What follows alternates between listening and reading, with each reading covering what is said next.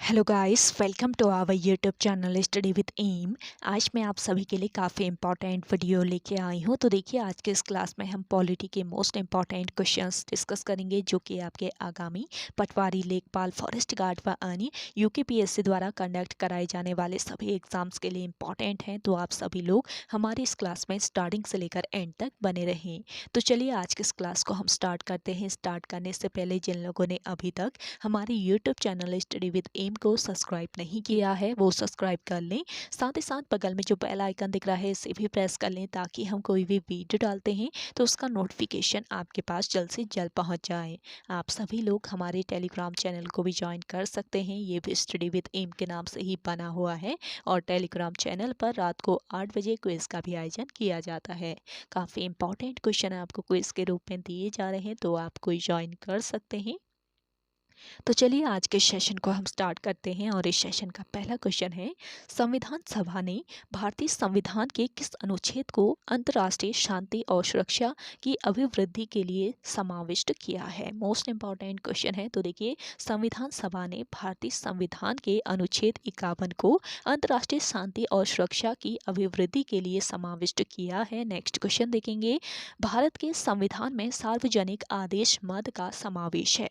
तो देखिए, भारत के संविधान में सार्वजनिक आदेश मद का समावेश है समवर्ती सूची में। नेक्स्ट क्वेश्चन है, बंदी प्रत्यक्षीकरण रिट जारी करने का अधिकार केवल किसमें निहित है। तो देखिए, बंदी प्रत्यक्षीकरण रिट जारी करने का अधिकार केवल सर्वोच्च न्यायालय तथा उच्च न्यायालयों में निहित है। अगला क्वेश्चन देखेंगे, भारतीय संविधान के अनुच्छेद 30 का संबंध किससे है। तो देखिए, भारतीय संविधान के अनुच्छेद 30 का संबंध अल्पसंख्यकों के शिक्षा संस्थानों की स्थापना तथा उनके प्रबंधन के अधिकार से है। अगला क्वेश्चन है, संघ सरकार द्वारा किसी राज्य को विशेष दर्जा प्रदान करने का क्या तात्पर्य है। तो देखिए, संघ सरकार द्वारा किसी राज्य को विशेष अधिकार प्रदान करने का तात्पर्य है बाद में केंद्रीय सहायता की अधिक प्रतिशतता सहायता अनुदान के रूप में होगी। अगला क्वेश्चन देखेंगे, भारतीय संविधान के किस अनुच्छेद के तहत राज्य को पर्यावरण, वन तथा अन्य जीवन की सुरक्षा का अधिकार मिला है। तो देखिए, भारतीय संविधान के अनुच्छेद 48A के अंतर्गत राज्य को पर्यावरण, वन तथा अन्य जीवन की सुरक्षा का अधिकार मिला है। अगला क्वेश्चन है, भारत के राष्ट्रपति द्वारा आपात स्थिति की उद्घोषणा मंत्रिमंडल की लिखित सलाह मिलने पर ही की जा सकती है। किस संविधान संशोधन के पश्चात इसे संविधान में जोड़ा गया। तो देखिए, 44वें संवैधानिक संशोधन के पश्चात इसे संविधान में जोड़ा गया है। नेक्स्ट क्वेश्चन देखेंगे, किसी संविधान संशोधन द्वारा यह स्पष्ट किया गया है कि जब दोनों सदनों द्वारा पारित कोई संविधान संशोधन विधेयक राष्ट्रपति के सम्मुख प्रेषित किया जाएगा, तब राष्ट्रपति उस पर अपनी स्वीकृति देने से मना नहीं कर सकते। तो करेक्ट आंसर हो जाएगा 24वें संशोधन 1971 में। यदि किसी राज्य का राज्यपाल दो राज्यों का कार्यभार संभालता है, तो दोनों राज्यों के बीच उसके वेतन का अनुपात कौन निर्धारित करता है। तो देखिए, यदि किसी राज्य का राज्यपाल दो राज्यों का कार्यभार संभालता है, तो दोनों राज्यों के बीच उसके वेतन का अनुपात राष्ट्रपति निर्धारित करता है। अगला देखेंगे, राज्यपाल राष्ट्रपति के परामर्श से अध्यादेश जारी कर सकता है। यह कौन सा अनुच्छेद उपबंधित करता है। तो करेक्ट आंसर हो जाएगा अनुच्छेद 213। अगला क्वेश्चन है, जनहित याचिका किस न्यायालय में दायर की जा सकती है। तो देखिए, जनहित याचिका उच्चतम न्यायालय और उच्च न्यायालय दोनों में दायर की जा सकती है। अगला क्वेश्चन है, संघीय लोक सेवा आयोग में अध्यक्ष और सदस्यों की नियुक्ति कौन करता है। तो देखिए, संघीय लोक सेवा आयोग यानी कि यूनियन पब्लिक सर्विस कमीशन में अध्यक्ष और सदस्यों की नियुक्ति राष्ट्रपति करते हैं। अगला क्वेश्चन है, उच्चतम न्यायालय के न्यायाधीशों की संख्या में वृद्धि करने की शक्ति किसके पास है। उच्चतम न्यायालय के न्यायाधीशों की संख्या में वृद्धि करने की शक्ति है किसके पास, संसद के पास। अगला क्वेश्चन है, यदि लोग जो चुनकर आएंगे योग्य, चरित्रवान और ईमानदार हुए, तो वे दोषपूर्ण संविधान को भी सर्वोत्तम बना देंगे। यह कथन किसका है। तो यह कथन है डॉक्टर BR अम्बेडकर का। अगला क्वेश्चन है, शारदा एक्ट किससे संबंधित है। मोस्ट इंपॉर्टेंट क्वेश्चन है, शारदा एक्ट का संबंध है बाल विवाह से। अगला क्वेश्चन देखेंगे, भारत में न्यायिक पुनरीक्षीकरण की शक्ति प्रयोग किसके द्वारा किया जाता है। तो देखिए, भारत में न्यायिक पुनरीक्षण की शक्ति का प्रयोग किया जाता है केवल सर्वोच्च न्यायालय के द्वारा। अगला क्वेश्चन है, केंद्रीय मंत्रिमंडल की जिम्मेदारी किसके प्रति होती है? तो करेक्ट आंसर हो जाएगा लोकसभा के प्रति।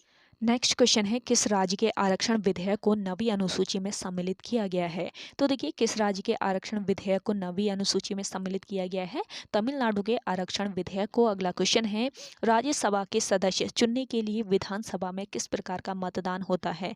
तो देखिए, राज्यसभा के सदस्य चुनने के लिए विधानसभा में खुला मतदान होता है। अगला क्वेश्चन है, किस सदन का अध्यक्ष यानी सभापति उसका सदस्य नहीं होता? करेक्ट आंसर हो जाएगा राज्यसभा का। अगला क्वेश्चन है, यदि किसी विधि या संवैधानिक संशोधन को नवी अनुसूची में रख दिया जाए तो इसका परिणाम क्या होता है? करेक्ट आंसर हो जाएगा वह न्यायालय में वाद योग्य नहीं रह सकता। अगला क्वेश्चन है,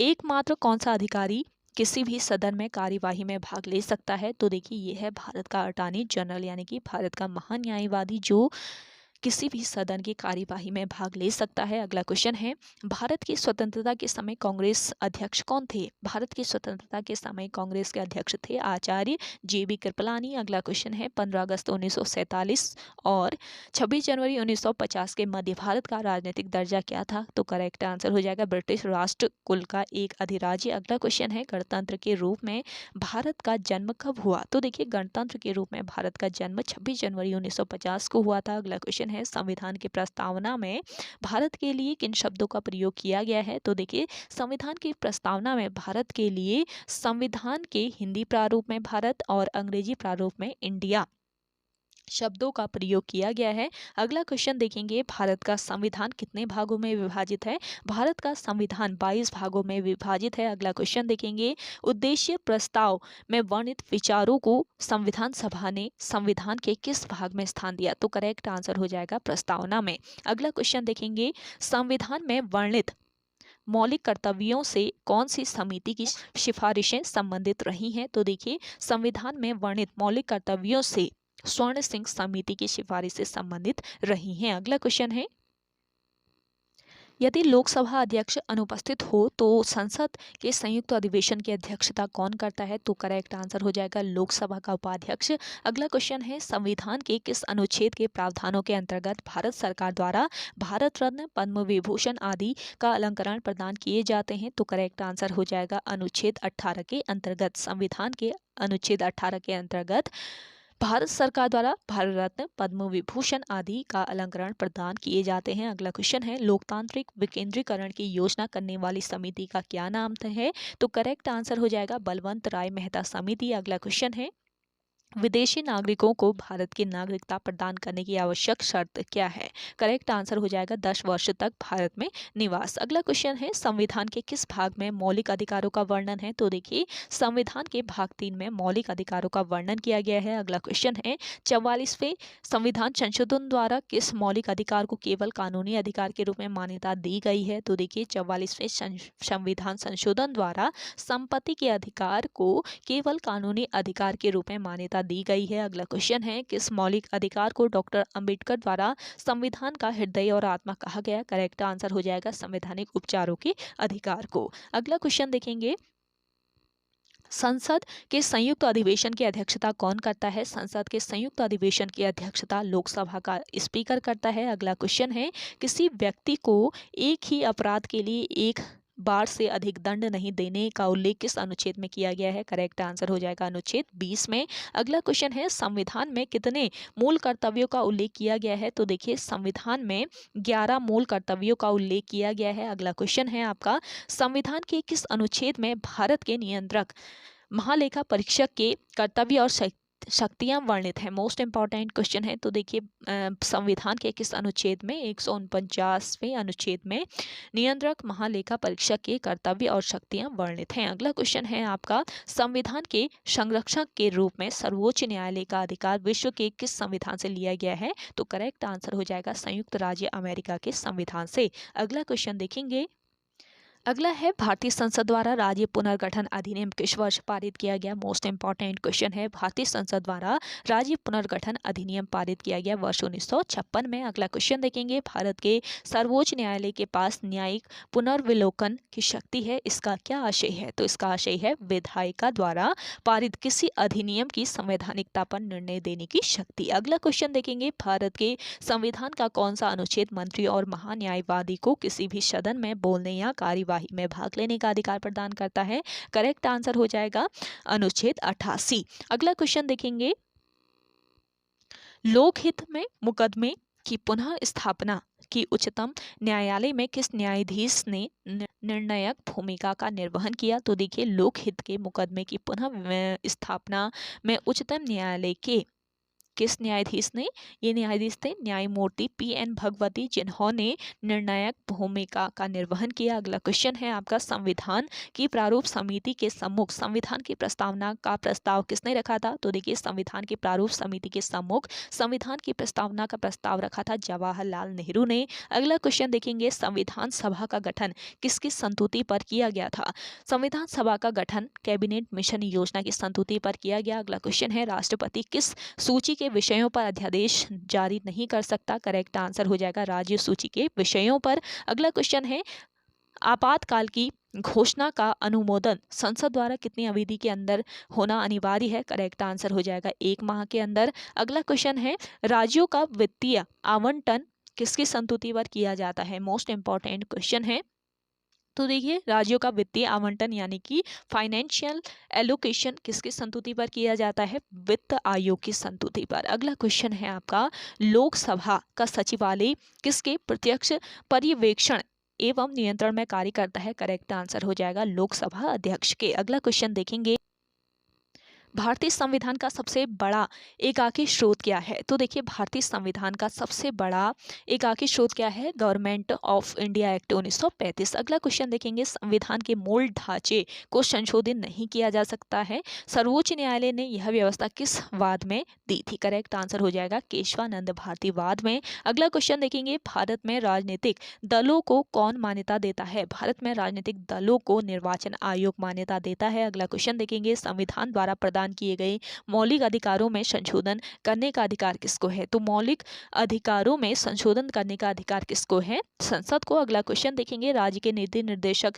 सिद्धांत का उद्देश्य है। राज्य के नीति निर्देशक सिद्धांत का उद्देश्य संविधान को सामाजिक परिवर्तन का उपकरण बनाना है। अगला क्वेश्चन देखेंगे, राष्ट्रपति पद के लिए प्रत्याशी का प्रस्ताव निर्वाचक मंडल के कितने सदस्यों द्वारा किया जाना आवश्यक है। करेक्ट आंसर हो जाएगा 50 सदस्यों द्वारा। अगला क्वेश्चन है, लोकसभा को उसकी निर्धारित 5 वर्ष की अवधि से पूर्व भंग करने का अधिकार किसको है। तो देखिए, लोकसभा को उसके निर्धारित 5 वर्ष की अवधि से पूर्व भंग करने का अधिकार राष्ट्रपति को प्रधानमंत्री की सिफारिश पर है। अगला क्वेश्चन देखेंगे, संविधान को 26 जनवरी के दिन लागू करने का क्या कारण था।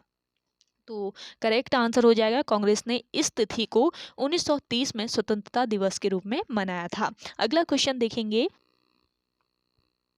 व्यक्तिगत स्वतंत्रता के अधिकार को सुनिश्चित करने के लिए नागरिक किस अधिकारी के पास जा सकता है। करेक्ट आंसर हो जाएगा सर्वोच्च न्यायालय और उच्च न्यायालय के अधिकारी के पास। अगला क्वेश्चन देखेंगे,